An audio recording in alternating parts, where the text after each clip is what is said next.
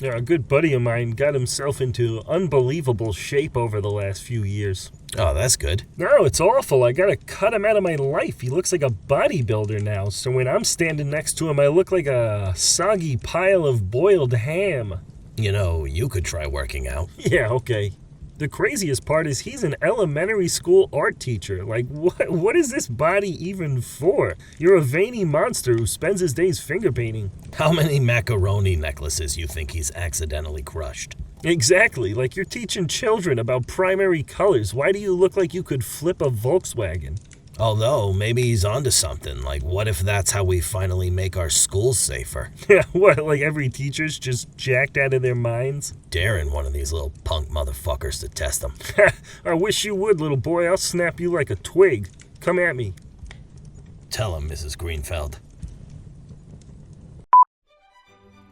Hey, superhero movies. Knock it off with the lengthy runtime already, okay? That's enough. I got shit to do. I shouldn't have to intentionally dehydrate before every Marvel flick. You get 2 hours, max. Tighten that shit up. Boy, antioxidants are really having a moment, huh? Oh yeah, suddenly it's like every single item on the shelf is packed with beneficial crime-fighting antioxidants or whatever the hell they do. Gotta wonder how that makes oxidants feel. You think there's some good ones out there? Like, what? What did I do? Hashtag not all oxidants. Don't get me wrong, I love doing stuff with my daughter. Oh, this should be good. No, she's awesome, but we take her to these things and it's adorable for like 10 minutes and then I'm just a grown man in a pumpkin patch for 4 more hours. Well, look at the bright side. You get to look at thousands of pumpkins and pretend they're not all pretty much exactly the same. Well, except for their specialty bumpy pumpkins. I love a good bumpy pumpkin. Yeah, the bumpier the pricier though. Inflation has hit the gourd sector especially hard. The mind really wanders when you're there that long, too. I found myself wondering, like, how many kids could I knock over if I just bowled one of these 30-pound pumpkins right down the aisle? Do you think the other parents would be angry or impressed? That's what makes it so damn intriguing. I bet you did a corn maze and rode a tiny train, too, didn't you? Oh, you know it. Woo-woo! All aboard the What Is My Life Become Express! You know it would make a great name for a band? Back End Funk. Oh, yeah, that's not bad. I've been toying with this one lately. Tell me what you think. Your Mom featuring Your Dad. Wait, a band called Your Mom featuring Your Dad? That's right. Damn it, I love that. I would give them a listen. You know what I've never really understood?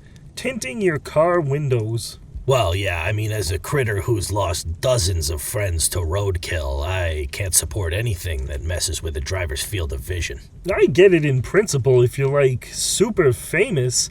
I'm just not sure there's a reason for you to tint out your 2011 Ford Fusion where the F fell off. Oh, that's a sweet ride. Oh, yeah, we're all dying to know who's in there. Who do you think it is? You think it's Pusha T in that Ford Fusion? Or maybe it's Selena Gomez on her way to the Golden Globes. Yeah, I had to do a double take for a second there. I thought it was part of the presidential motorcade. Well, at least until I realized one of its back windows was a plastic bag. Well, yeah, but before that, though, I was all like, whoa, sweet tints.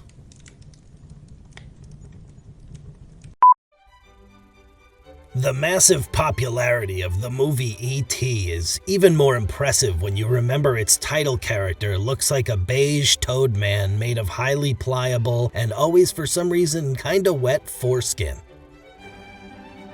That's nuts.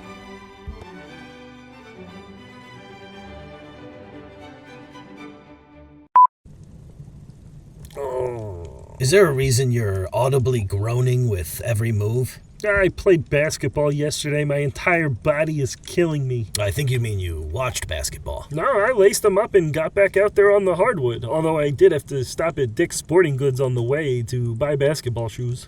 So how did you do?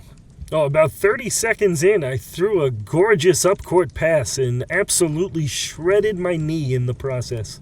You blew out your knee throwing a pass? Yeah, turns out your muscles atrophy when you don't run for 8 years. I heard a lot of pops. ACL, MCL, PCH, pretty sure it's all ruptured. Well, what did the doctor say?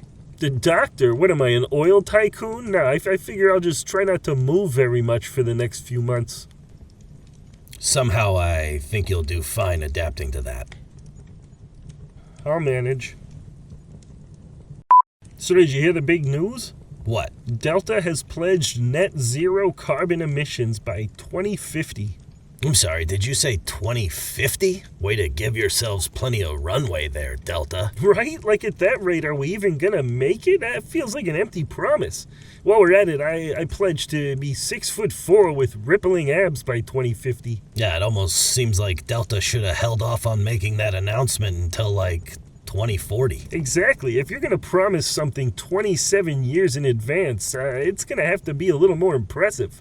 At Delta, we are so committed to innovation, we pledge that by the year 2050, our entire fleet will run solely on honey mustard. Now there's a promise that deserves my attention.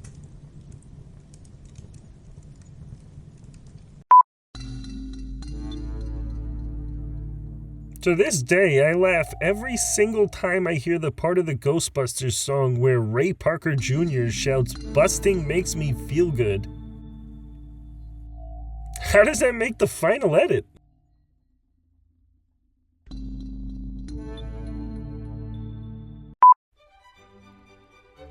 I find the ideal level of physical fitness is working out just enough to maintain your own denial, while not nearly enough to get sore or see any actual health benefits.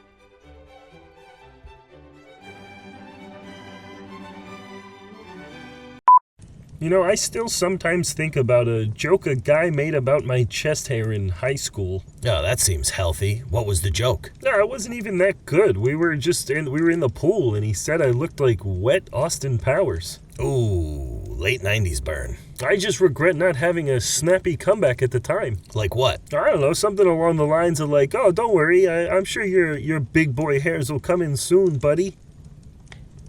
You've been thinking about this since high school and that's all you've got? You know, what would you have said? Nothing. I would have punched him in his mouth because I don't take no shit from nobody, but I'm also a natural alpha. Well, I went a different route. I pretended to laugh it off in the moment and have now been stewing about it for over 2 decades. The obvious alternative. So what would you say to him if he could hear you right now? Get fucked, Kevin! I hope your life went nowhere. I'm a little worried all our time spent texting and scrolling is doing irreparable long-term damage to human hands. Oh, no question. From an evolutionary standpoint, your phones are messing you guys up. I keep having visions of my poor future grandchildren recoiling in fear every time I approach them with my mangled claws. And don't forget the humps you're all developing from craning your neck to look at screens constantly. Oh man, I didn't even think about the hunchbacks. We are gonna be goddamn hideous. That's the future of cosmetic surgery right there. No more facelifts and boob jobs. Yeah, it's like, I'd like to schedule the standard hand swap and hump training. Ah, I see it's your 3rd time with us. You get a 10% discount. Oh, well, silver linings. Hey, can I get bigger hands? There are certain expressions I really enjoy using even though I have no actual idea what they mean. Like hoisted by his own petard. Well, if I had my druthers, I would finally know what druthers are.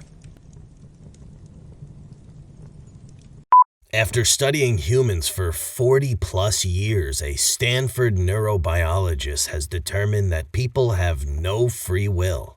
Really? So I guess that means I couldn't use this time to say something completely random of my own choosing, like, "Welcome to the Dildo Jamboree." Well, you can say it, but according to Dr. Robert Sapolsky, it was always written in the stars that you would.